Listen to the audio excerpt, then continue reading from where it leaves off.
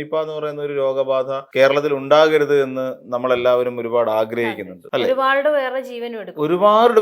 പേരുടെ ജീവൻ എടുക്കുകയും ചെയ്യും. ഒരുപക്ഷെ ഇത് നിപ്പ എന്ന് പറയുന്ന ഒരു വൈറസ് ആണോ എന്ന് പോലും കണ്ടുപിടിക്കപ്പെടും എന്നുള്ള വിശ്വാസമൊന്നും ഇപ്പോ ഈ നിലവിലുള്ള സാഹചര്യത്തിൽ എനിക്കില്ല. വളരെ ചുരുങ്ങിയ സമയത്തിനുള്ളിൽ രോഗം എന്താണെന്ന് കണ്ടെത്തി നമ്മൾ കേട്ടിട്ട് പോലും ഇല്ല. ഈ രോഗം എന്താണ്, നമ്മൾ ചില സിനിമകളിലൊക്കെ ഓരോന്ന് കണ്ടിട്ടുണ്ടെങ്കിൽ ഈ വൈറസ് എന്താണെന്ന് പോലും അറിയാത്തൊരു സമയത്താണ് അല്ലെങ്കിൽ നിപ്പ രോഗബാധയെ ചെറുക്കാൻ വേണ്ടി നമ്മൾ അല്ലെങ്കിൽ കേരളത്തിലുള്ളവർ സ്വീകരിച്ച ഒരു പ്രോട്ടോകോൾ ഉണ്ട്.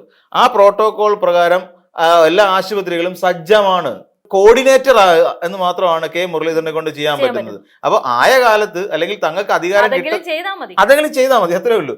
കോഴിക്കോട് വീണ്ടും നിപ്പ വൈറസ് സ്ഥിരീകരിച്ചു. 43 വയസ്സുള്ള ഒരു ഫറോക്ക് സ്വദേശിക്കാണ് ഇപ്പം നിപ്പ സ്ഥിരീകരിച്ചതും സാമ്പിൾ അയച്ചിട്ടുണ്ട്. അപ്പം പണ്ട് ആദ്യമായിട്ട് നിപ്പ നമ്മൾ കേൾക്കുന്ന തന്നെ നമ്മുടെ ശൈലജ ടീച്ചർ ആരോഗ്യവകുപ്പ് മന്ത്രിയായിട്ടിരുന്ന സമയത്ത് അതിനെ ഭയങ്കരമായിട്ട്, അതായത് കോഴിക്കോട് നിന്ന് പുറത്തോട്ട് പോവാതെ സ്പ്രെഡ് ചെയ്യാതെ അതിനെ പിടിച്ചു നിർത്താൻ പറ്റിയ ഒരു വലിയ, അത് നമുക്ക് പറയാതിരിക്കാൻ പറ്റത്തില്ല. അപ്പൊ അന്ന് അതിന്റെ പേരിൽ ചില ഇരട്ടപ്പേര് വരെ ടീച്ചർക്ക് കിട്ടി. അതായത് നിപ്പ റാണി എന്ന് വരെ വിളിച്ചു. ഇപ്പൊ അതേ അന്ന് കളിയാക്കിയവരുടെ കയ്യിൽ ഭരണം കിട്ടിയപ്പോഴും വീണ്ടും നിപ്പ സ്ഥിരീകരിച്ചിരിക്കുന്നു. ഇതില് ചിലത് അതിനൊക്കെ കർമ്മ എന്ന് പറയുന്നൊരു സാധനമുണ്ട്. അപ്പൊ ഈ ശരിക്കും അങ്ങനെ വന്നതിൽ നമുക്കൊരിക്കലും അതിനെ നമ്മൾ സന്തോഷപൂർവ്വം കാണുന്നൊന്നുമില്ല. ഒരിക്കലും ഇല്ല, നമുക്കൊരിക്കലും പറ്റത്തില്ല. ഇങ്ങനെ നിപ്പ എന്ന് പറയുന്ന ഒരു രോഗബാധ കേരളത്തിൽ ഉണ്ടാകരുത് എന്ന് നമ്മളെല്ലാവരും ഒരുപാട് ആഗ്രഹിക്കുന്നുണ്ട്. കാരണം അത് ജീവൻ എടുക്കുന്ന ഒരു അസുഖം തന്നെയാണ്. വവ്വാൽ എന്ന് പറയുന്ന ഒരു ജീവിയിൽ നിന്നും സ്പ്രെഡ് ചെയ്യപ്പെടുന്ന ഒരു രോഗമാണ്. എന്നാൽ ഈ രോഗം നമ്മുടെ കേരളത്തിൽ ആദ്യമായി സ്ഥിരീകരിക്കപ്പെടുന്ന ഒരു സാഹചര്യമുണ്ട്. ഈ നിപ്പയാണ് എന്ന് പറയുന്ന ഒരു രോഗമാണെന്ന് സ്ഥിരീകരിക്കപ്പെടുന്ന സാഹചര്യം. ഒരു പക്ഷേ എനിക്ക് തോന്നുന്നില്ല അന്ന് നമ്മുടെ ശൈലജ ടീച്ചറോ അല്ലെങ്കിൽ അന്നത്തെ ആ ഒരു സംവിധാനവും ആയിരുന്നില്ല കേരളത്തിലെങ്കിൽ ആ പനി നിപ്പയെന്ന് പോലും പുറം ലോകം അറിയില്ലായിരുന്നു എന്നാണ് എനിക്ക് തോന്നുന്നത്. ഒരുപാട് പേരുടെ ജീവൻ എടുക്കുകയും ചെയ്യും. ഒരുപക്ഷെ ഇത് നിപ്പ എന്ന് പറയുന്ന ഒരു വൈറസ് ആണോ എന്ന് പോലും കണ്ടുപിടിക്കപ്പെടും എന്നുള്ള വിശ്വാസമൊന്നും ഇപ്പോ ഈ നിലവിലുള്ള സാഹചര്യത്തിൽ എനിക്കില്ല. ഇപ്പോ ഇങ്ങോട്ട് നോക്കിക്കോളൂ. ഇവിടെ അന്ന് അദ്ദേഹം പറഞ്ഞ എന്താ, എണ്ണം കെട്ടവന്മാർ നാട് ഭരിച്ചാൽ അവിടെ ഇല്ലാത്ത അസുഖങ്ങളും ഒക്കെ ഉണ്ടായി വരുമെന്നാണ് പറയുന്നത്. ദുരന്തമായി മാറും. ഇത് പറഞ്ഞതാരാ? ഈ കെ മുരളീധരൻ എന്ന് പറയുന്ന ഇന്നത്തെ ആരോഗ്യവകുപ്പ് മന്ത്രി. ഞാനതാണ് കർമ്മ എന്ന് പറയാൻ തുടങ്ങിയത്. കാരണം ഈ കെ മുരളീധരൻ അന്ന് പറഞ്ഞാണ്. ആരെ ഉദ്ദേശിച്ചിട്ടാണ്? മുഖ്യമന്ത്രി പിണറായി വിജയനെ ഉദ്ദേശിച്ചിട്ടാണെന്ന് പറഞ്ഞത്. എണ്ണം കെട്ടവന്മാർ നാട് ഭരിച്ചാൽ. അപ്പൊ ഇന്ന് അങ്ങനെ പറയാമല്ലോ. ഇന്ന് അതിന് പറയാനുള്ള പോസിബിലിറ്റി ഉണ്ട്. കാര്യം കേരളത്തിൽ ഇന്ന് വരെ ഉണ്ടാകാത്ത തരത്തിൽ ഒരു സർക്കാർ അധികാരത്തിൽ കയറി വെറും 20 ദിവസം കഴിഞ്ഞപ്പോഴേക്ക് ഇവിടെ 6 പേരെ കൊലപ്പെടുത്തി, നിരവധി പേരെ കാട്ടാനെ ആക്രമിച്ചു, പരിക്കേറ്റ് ആശുപത്രിയിൽ ചികിത്സ കഴിയുന്നു. പറയാമല്ലോ എണ്ണം കെട്ടവന്മാർ നാട് ഭരിച്ചാൽ ഇങ്ങനെ ആയിരിക്കും അവസ്ഥയെന്ന് അല്ലേ? നമുക്ക് പറയേണ്ടി വരും. അത് കെ മുരളീധരൻ എന്ന് പറയുന്ന ഒരാൾ നോക്കണം. ഇപ്പൊ ഇത്രയും ദിവസക്കകത്ത് എത്ര മെഡിക്കൽ നെഗ്ലിജൻസുകൾ സ്വന്തം വകുപ്പിൽ രജിസ്റ്റർ ചെയ്യപ്പെട്ടിരിക്കുന്നു, ആലോചിച്ച് നോക്കണം.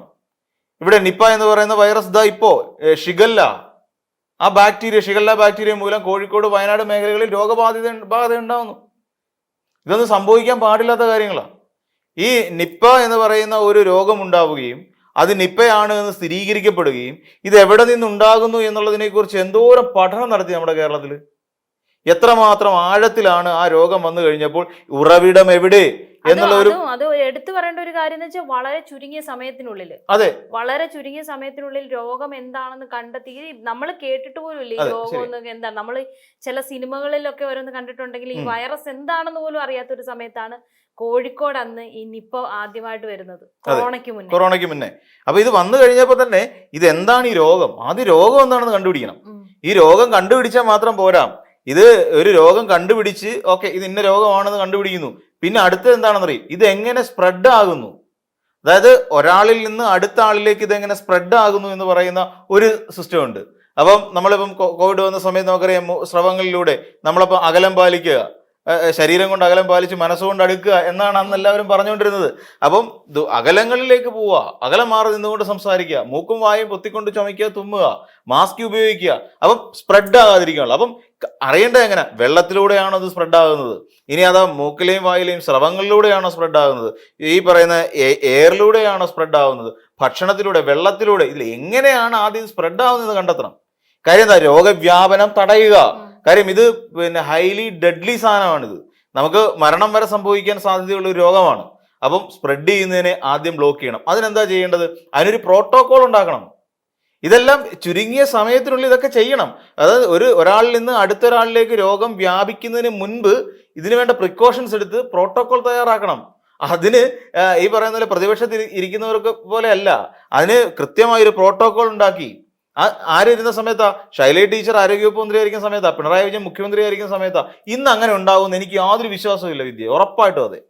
എനിക്ക് ഇന്നത്തെ ഒരു കാലത്ത് അങ്ങനെ ഒരു സംവിധാനം ഉണ്ടാകുമോ? അന്തർദേശീയ തലത്തിൽ പോലും നമ്മുടെ കേരളത്തിലെ സർക്കാർ എടുത്ത ആ പ്രോട്ടോകോൾ അവിടെ ഇവാലുവേറ്റ് ചെയ്യപ്പെടുകയും അംഗീകരിക്കപ്പെടുകയും ചെയ്തു എന്നുള്ളതാണ് അന്തർദേശീയ തലത്തിൽ. അപ്പൊ ചെറിയ രീതിയിലാണോ നമ്മൾ ആ രോഗത്തെ പ്രതിരോധിക്കാൻ വേണ്ടി യത്നിച്ചത്? പിന്നീട് ഇതിന്റെ ഉറവിടം കണ്ടെത്തുക, എവിടെ നിന്നാണ് ഈ രോഗം ഉണ്ടാകുന്നത് കണ്ടെത്തണം. അതിനെന്തോരം ആടുകളിൽ നിന്നാണോ, പക്ഷികളിൽ നിന്നാണോ, മറ്റു മൃഗങ്ങളിൽ നിന്നാണോ, ഇതെല്ലാം കണ്ടുപിടിച്ച് ഏറ്റവും ഒടുവിലാണ് വവ്വാലിൽ നിന്ന് കണ്ടെത്തുക എന്ന് പറയുന്ന, പിന്നെ രോഗം പടരുന്നു എന്ന് പറയുന്ന ഒരു സാധനം കണ്ടെത്തുന്നത്. ഇത് എന്നിട്ട് അതിനെതിരെ പ്രതിരോധിക്കണം. ഇത് തന്നെയല്ല, കോഴിക്കോട് എന്ന് പറയുന്ന, എനിക്ക് തോന്നുന്നു കോഴിക്കോട് വടക്കൻ മേഖലയിലാണ് ഇത് കണ്ടെത്തുന്നത്. എനിക്ക് പേരാമ്പ്ര, ബാലുശ്ശേരി ആ മേഖലയിൽ എവിടെയാണ്. അപ്പം ഇത് കണ്ടെത്തിയാൽ മാത്രം പോരാ, ഇത് സ്പ്രെഡ് ആവരുത്. കോഴിക്കോടിന് പുറത്തേക്ക് ഇത് പോകരുത്. കോഴിക്കോടിന് പുറത്തേക്ക് പോയി കഴിഞ്ഞാൽ കൈ നിൽക്കത്തില്ല. കോഴിക്കോട്, മലപ്പുറം, പിന്നെ അങ്ങോട്ട് നോക്കിക്കഴിഞ്ഞാൽ വയനാട്, കണ്ണൂർ എന്നീ പറയുന്ന മേഖലകളിലേക്ക് ഇത് സ്പ്രെഡ് ആവാനും പാടില്ല. ഈ രീതിയിൽ അതിനുവേണ്ടി പ്രോട്ടോകോൾ ഉണ്ടാക്കുക. ഇത് ചെറിയ പരിപാടിയൊന്നും അല്ല. നമ്മൾ ചിന്തിക്കും ഇതൊക്കെ നമുക്ക് ഇപ്പൊ ഈ പറഞ്ഞുകൊണ്ടിരിക്കുന്ന കൂട്ടത്തിൽ ഞാൻ വളരെ എളുപ്പത്തിലാണ് ഇത്രയും പ്രൊസീജിയർ പറഞ്ഞത്. ഇന്ന കാര്യങ്ങളൊക്കെ ചെയ്യാം, നമുക്ക് വളരെ ഈ പറയുന്ന നമുക്ക് പരിമിതമായി കിട്ടിയ സമയത്താണ്. പക്ഷെ ഇതിന് ഒരു പറഞ്ഞത്ര സമയം മതിയോ ഇതൊക്കെ ചെയ്തെടുക്കാൻ? ഒന്നും പോരാ. ഇത് ആദ്യം ടെസ്റ്റിന് അയക്കണം, ടെസ്റ്റിന്റെ റിസൾട്ട് വരാൻ വേണ്ടി സമയമെടുക്കും. ആ റിസൾട്ട് വരുന്നവരെ ഈ പറയുന്ന രോഗിയെ ക്വാറന്റൈൻ ചെയ്യണം, അല്ലെങ്കിൽ ഐസൊലേറ്റ് ചെയ്യണം. നമ്മൾ അന്ന് കേട്ടു തുടങ്ങുന്ന വാക്കുകൾ ഐസൊലേഷൻ, ക്വാറന്റൈൻ എന്നൊക്കെ പറഞ്ഞാൽ. അപ്പം ഇതെല്ലാം ചെയ്ത് പിന്നെ സ്പ്രെഡ് ചെയ്യാതിരിക്കാൻ വേണ്ട കാര്യങ്ങളും ചെയ്ത് ഇത് വളരെ കൃത്യമായി കൊണ്ടുപോകേണ്ട ഒരു സംവിധാനമാണ്. അപ്പം ഈ പറയുന്ന ആരോഗ്യവകുപ്പ് മന്ത്രി എന്ന് പറഞ്ഞു കഴിഞ്ഞാൽ അത് വെറുതെ മരുന്നെടുത്ത് കൊടുക്കുന്ന വകുപ്പല്ല എന്നുള്ള കാര്യം മനസ്സിലാക്കണം ഈ മന്ത്രി. അന്ന് ഇപ്പം ഈ പറയുന്ന ഇവരുടെ മുല്ലപ്പള്ളി രാമചന്ദ്രൻ എന്ന് പറഞ്ഞ കോവിഡ് റാണി, റോക്കിംഗ് സ്റ്റാർ, നിപ്പ റാണി, എന്തൊക്കെയായിരുന്നു ശൈലജ ടീച്ചർക്ക് ഇട്ട വിളിപ്പേരുകൾ. ആ ശൈലജ ടീച്ചർ ഇല്ലായിരുന്നെങ്കിൽ ഇന്ന് കേരളത്തിന്റെ പകുതിയോളം പിന്നെ ജനസംഖ്യ ഉണ്ടാവുമെന്ന് എനിക്ക് സംശയമുണ്ട്. കാര്യം അവരുപയോഗിച്ചിരിക്കുന്ന മെത്തേഡുകളുണ്ട്. ആ മെത്തേഡുകൾ ഇനിയും ഒരുപക്ഷെ അതിന് മുമ്പുണ്ടായിരുന്ന 16 വരെ ഉണ്ടായിരുന്ന ഒരു സർക്കാർ എടുത്തിട്ടില്ലാത്ത മെത്തേഡുകൾ പലതും ശൈലജ ടീച്ചറിന് കൊണ്ടുവരേണ്ടി വന്നു. അതിന്റെ ഒരു ഫലമാണ്. അതുകൊണ്ട് എന്ത് സംഭവിച്ചു? അടുത്ത ഒരു കോവിഡ് എന്ന് പറയുന്ന ഒരു മഹാമാരി കേരളത്തിലേക്ക് വന്നെത്തിയപ്പോൾ ഇതിനെല്ലാം ഫലപ്രദമായി നമുക്ക് നേരിടാൻ സാധിച്ചു എന്നുള്ളതാണ്. കോട്ടയം മെഡിക്കൽ കോളേജിൽ നിന്ന് 90 കഴിഞ്ഞ ഒരു ദമ്പതികൾ, അതായത് അപ്പൂപ്പനും അമ്മൂമ്മയും 90 കഴിഞ്ഞ് അവരെ ട്രീറ്റ് ചെയ്ത് ഭേദപ്പെടുത്തി പുറത്തേക്ക് ഇറക്കി കൊടുക്കാൻ കഴിഞ്ഞു. എന്തുകൊണ്ട് സംഭവിച്ചു? നമുക്ക് ഈ നിപ്പ എന്ന് പറയുന്ന വൈറസിനെ അല്ലെങ്കിൽ നിപ്പ രോഗബാധയെ ചെറുക്കാൻ വേണ്ടി നമ്മൾ അല്ലെങ്കിൽ കേരളത്തിലുള്ളവർ സ്വീകരിച്ച ഒരു പ്രോട്ടോകോൾ ഉണ്ട്. ആ പ്രോട്ടോകോൾ പ്രകാരം എല്ലാ ആശുപത്രികളും സജ്ജമാണ്. ആ സജ്ജമായ സാഹചര്യത്തിൽ അതിന് വേണ്ട രീതിയിൽ പെട്ടെന്ന് തന്നെ ഇതിനൊന്നും മെഡിസിൻ ഇല്ല. ഇതിന് കറക്റ്റ് ഒരു മെഡിസിൻ കൊടുക്കാൻ പറ്റില്ല. നമ്മളിപ്പം ഇപ്പം എനിക്ക് കോവിഡ് വന്ന സമയത്ത് ഹോസ്പിറ്റലിൽ കിടക്കുന്ന സമയത്ത് അസിത്രോമൈസിനോ മറ്റാണ് എനിക്ക് തരുന്നത്.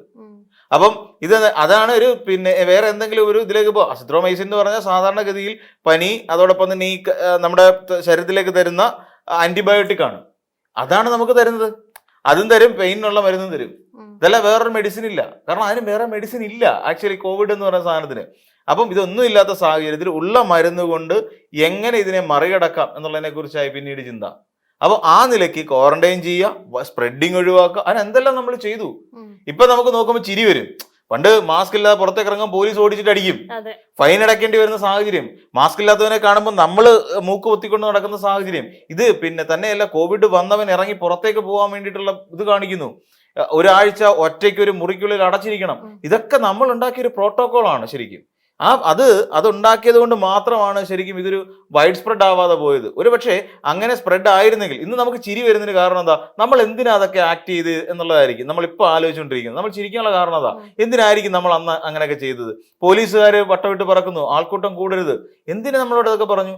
കൂടിക്കഴിയുമ്പോൾ സർക്കാരിന്റെ സംവിധാനത്തിന് നിയന്ത്രിക്കാൻ കഴിയാത്ത ഒരു അളവിലേക്ക് രോഗികളുടെ എണ്ണം കൂടും. ഇപ്പം നമുക്കറിയാം, ഇവിടെ ഉള്ള പിന്നെ ഓക്സിജൻ സിലിണ്ടർ ആണെന്നുണ്ടെങ്കിലും ഇപ്പം ഈ ഏത് സമയത്താണ് ഈ രോഗം വേസ്റ്റ് ആവുന്നത് അല്ലെങ്കിൽ ഏറ്റവും മോശപ്പെട്ട ഒരു കണ്ടീഷനിലേക്ക് പോകുന്നത് നമുക്ക് പറയാൻ പറ്റില്ല. അതും വിശേഷിച്ച് കേരളത്തെ സംബന്ധിച്ചിടത്തോളം കേരളം നമ്മുടെ ഒരു ഡയബറ്റിക് ക്യാപിറ്റലാണ് ഇന്ത്യയുടെ. അതായത് പിന്നെ നമ്മൾ പറയത്തില്ലേ പ്രമേഹ തലസ്ഥാനം എന്ന് പറയുന്ന ഒരു കണ്ടീഷനാണ് നമ്മുടെ കേരളം. കേരളത്തിലുള്ളവർക്കാണ് ഏറ്റവും കൂടുതൽ ഡയബറ്റിക് ഉള്ളത്. അപ്പോൾ ആ ഡയബറ്റിക് ഉള്ള പേഷ്യൻസിനെ സംബന്ധിച്ചിടത്തോളം കോവിഡ് വന്നു കഴിഞ്ഞാൽ അത് വേറൊരു തരത്തിൽ അത് പ്രശ്നം ഉണ്ടാവും. കോവിഡ് എന്ന് പറയുന്നത് നിസ്സാരപ്പെട്ട വൈറസ് അല്ല. ഈ കോവിഡ് വന്നു പോയവരുടെ ശരീരത്തിനുള്ളിൽ ഈ പറയുന്ന പോലെ ബ്ലഡിന്റെ ഇത് തിക്കൻ ചെയ്യാനുള്ള സാധ്യത കൂടുതലാണ് എന്ന് പിന്നീട് വന്ന പഠനങ്ങൾ നമ്മൾ കണ്ടതല്ലേ. കോവിഡിന് ശേഷം ചെറുപ്പക്കാരെ 10-നും 40-നും ഇടയ്ക്ക് പ്രായമുള്ള എത്രയോ ചെറുപ്പക്കാരാണ് പെട്ടെന്ന് മരണപ്പെടുന്നത്. നമുക്ക് അറിയാവുന്ന പോലെ എന്താണ് പുനീത് രാജ്കുമാർ നമുക്ക് നമ്മുടെ മുന്നിൽ ഒരു ഇതായിട്ട് നിൽപ്പില്ല, ഇപ്പോഴും കണ്ണീർ ഓർമ്മയായിട്ട് നിൽക്കുന്ന ഒരാളല്ലേ. അപ്പം ഇതെല്ലാം നമ്മുടെ ഇതൊക്കെ ഉണ്ടാവാതെ ഏറ്റവും കൂടുതൽ സ്പ്രെഡ് ചെയ്യാതെ നമ്മൾ ഇതിനെ കീപ്പപ്പ് ചെയ്യുക എന്നുള്ളതാണ് നമ്മൾ ചെയ്യേണ്ടിയിരുന്നത്. അതിന് വേണ്ട വളരെ കൃത്യമായ പ്രോട്ടോകോൾ പാലിക്കാൻ നമുക്ക് കഴിഞ്ഞു, അതിൽ സർക്കാരിന് കഴിഞ്ഞു എന്നുള്ളതാണ്. പിന്നെ അന്നുണ്ടാക്കി വെച്ച സൗകര്യങ്ങളിൽ നമ്മുടെ ഇന്ന് ഇനിയിപ്പോൾ ഈ നിപ്പ വന്നു കഴിഞ്ഞാലും ശരി നമുക്കതിനെ പ്രതിരോധിക്കാനും അതിനെ വേണ്ട രീതിയിൽ ഹാൻഡിൽ ചെയ്യാനും പറ്റുന്ന ഒരു സംവിധാനം നമ്മുടെ സംസ്ഥാനത്തുണ്ട്.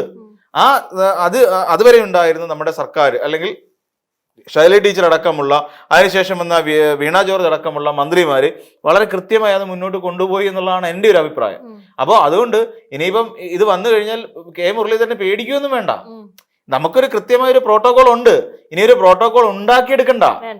അന്ന് ഈ പറയുന്ന പോലെ എണ്ണം പാലിച്ചാൽ മതി, അത് നടപ്പിലാക്കി കൊടുത്താൽ മതി. ഒരുമാതിരിപ്പെട്ട ഡോക്ടർമാർക്കൊക്കെ കാര്യങ്ങൾ അറിയാം, ഉദ്യോഗസ്ഥർക്കൊക്കെ കാര്യങ്ങൾ അറിയാം. കാര്യം മന്ത്രിമാരിത് തീരുമാനിക്കുകയും അത് വെച്ചാൽ ഇവരെ എല്ലാം കൂട്ടിയിരുത്തിക്കൊണ്ടാണ് ശൈലജ ടീച്ചർ തീരുമാനം എടുക്കുന്നത്. അല്ലെ ഇങ്ങനെയൊക്കെ ചെയ്യാം, അവരുടെയൊക്കെ അഭിപ്രായം സ്വീകരിച്ചിട്ടാണ്. അപ്പോൾ ആ ഉദ്യോഗസ്ഥർ ഇന്നും മെഡിക്കൽ സർവീസിലുണ്ട്. അവരെയൊക്കെ ഉപയോഗിച്ചുകൊണ്ട് എങ്ങനെയെങ്കിലും മാനേജ് ചെയ്ത് കൊണ്ടുപോകാൻ പറ്റുന്ന ഒരു സാഹചര്യമാണ് ഇന്ന് കേരളത്തിലുള്ളത്. സത്യത്തിൽ ഇന്ന് കെ മുരളീധരൻ എന്ന് പറയുന്ന ഒരാൾ ലക്കി ആയിട്ടുള്ള, എനിക്ക് തോന്നുന്നു ഏറ്റവും ലക്കി ആയിട്ടുള്ള ഒരു ആരോഗ്യവകുപ്പ് മന്ത്രിയായിരിക്കും. കാരണം എങ്ങനെയൊക്കെ ഒരു മഹാമാരി, ഏറ്റവും സ്ട്രോങ്ങസ്റ്റ് ആയിട്ടുള്ള ഒരു മഹാമാരി വന്നാലും, അതായത് ഇപ്പൊ കോവിഡ് ആണ് നമ്മുടെ കേരളത്തെ പിടിച്ചുലച്ച ഏറ്റവും വലിയൊരു മഹാമാരി. അങ്ങനെ ഒരു മഹാമാരി വന്നാലും നമ്മൾ എങ്ങനെ ഫേസ് ചെയ്യണം നമുക്കറിയില്ലായിരുന്നല്ലോ. നമുക്കറിയാമായിരുന്നോ കോവിഡ് വന്ന സമയത്ത് നമ്മൾ ഇങ്ങനെയൊക്കെ പെരുമാറണം എന്നുള്ളത് നമുക്ക് അറിയാം. ബ്രേക്ക് ദ ചെയിൻ എന്നായിരുന്നു നമ്മൾ കൊടുത്തൊരു മുദ്രാവാക്യം. ബ്രേക്ക് ദ ചെയിൻ ആയിരുന്നു. ആ ബ്രേക്ക് ദ ചെയിൻ എന്ന് പറയുന്ന ഒരു മുദ്രാവാക്യം എന്താ, നമ്മൾ എല്ലായിടത്തും നമ്മൾ നോക്കിക്കോളൂ, നമുക്ക് കൃത്യമായി കൈ കഴുകാൻ സാനിറ്റൈസറും വെള്ളവും എല്ലാം ഏത് സർക്കാർ പിന്നെ ഓഫീസാണെങ്കിൽ പോലും അവിടെ കീപ്പ് ചെയ്ത് വെച്ചിട്ടുണ്ട്. സാനിറ്റൈസർ യൂസ് ചെയ്യാൻ നമ്മൾ പഠിച്ചു അല്ലെ. മറ്റേ സാനിറ്റൈസർ യൂസ് ചെയ്ത അപൂർവമായിട്ട് മാത്രം സാനിറ്റൈസർ യൂസ് ചെയ്യുന്നത്. ഇന്ന് നമ്മൾ സാനിറ്റൈസർ യൂസ് ചെയ്യാൻ പഠിച്ചു. അപ്പൊ അങ്ങനെ ഒരു പ്രശ്നം ഉണ്ടായി കഴിഞ്ഞാൽ നമുക്ക് ഉടനെ ഓടിപ്പോയി ഏതെങ്കിലും മെഡിക്കൽ സ്റ്റോറിൽ പോയി അല്ലെങ്കിൽ സൂപ്പർ മാർക്കറ്റിൽ കയറിയിട്ട് നമ്മൾ സാനിറ്റൈസർ മേടിച്ച് കൈയിലങ്ങ് ഇതാക്കുകയാണ്. അതോടുകൂടി നമ്മുടെ കൈ പിന്നെന്താ ഹൈജീനിക്കായി എന്ന് നമുക്കറിയാം. ഇന്ന് കുട്ടികൾക്ക് വരെ അറിയാം. കുട്ടികൾ പോലും എവിടെയെങ്കിലും പോയി കഴിഞ്ഞാൽ ഉടൻ തന്നെ അവർ വീട്ടിൽ വന്നു കഴിഞ്ഞാൽ ഉടനെ സാനിറ്റൈസ് ചെയ്യും കൈ. അപ്പൊ സാനിറ്റൈസേഷൻ എന്ന് പറയുന്ന ഒരു വാക്ക് തന്നെ നമ്മുടെ കുട്ടികൾക്കിടയിൽ പോലും വന്നു.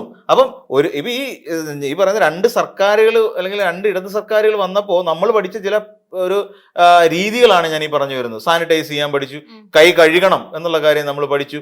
പുറത്ത് പോയിട്ട് വന്നു കഴിഞ്ഞാൽ ഉടൻ തന്നെ നമ്മൾ ഫ്രഷപ്പായി കൈയെല്ലാം കഴുകിയിട്ടേ നമ്മൾ ഭക്ഷണം കഴിക്കാവുന്ന, അല്ലെങ്കിൽ കുട്ടികളുടെ ഒക്കെ പെരുമാറാവൂ എന്നുള്ള കാര്യങ്ങളെല്ലാം നമ്മളിപ്പോൾ പഠിച്ചു തുടങ്ങി. എന്തുകൊണ്ടാണ്? നമ്മുടെ ഒരു സർക്കാർ നമ്മളെ പഠിപ്പിച്ചുകൊണ്ടാ.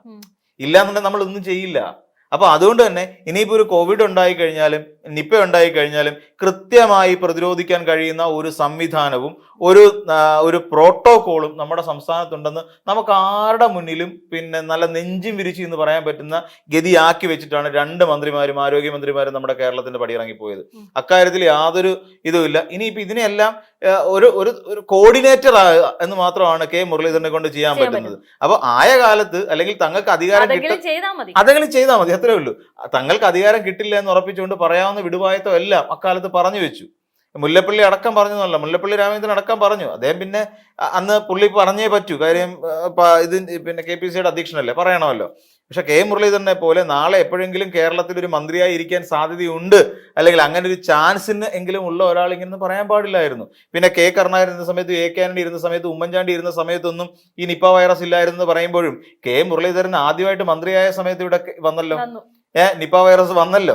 അപ്പം പിന്നെ ആ പറഞ്ഞതിനെ ഒന്ന് കൂട്ടി യോജിപ്പിക്കേണ്ടി വരും. ആദ്യമായിട്ട് മന്ത്രിയായത് കെ മുരളീധരനാ. അപ്പൊ എറണാകുളം മന്ത്രി ഇതിനു മുമ്പും മന്ത്രിയായിട്ടുണ്ട്, വൈദ്യവകുപ്പിൽ ഇരുന്നിട്ടുണ്ട് പിണറായി വിജയൻ. അപ്പം ഇതല്ല.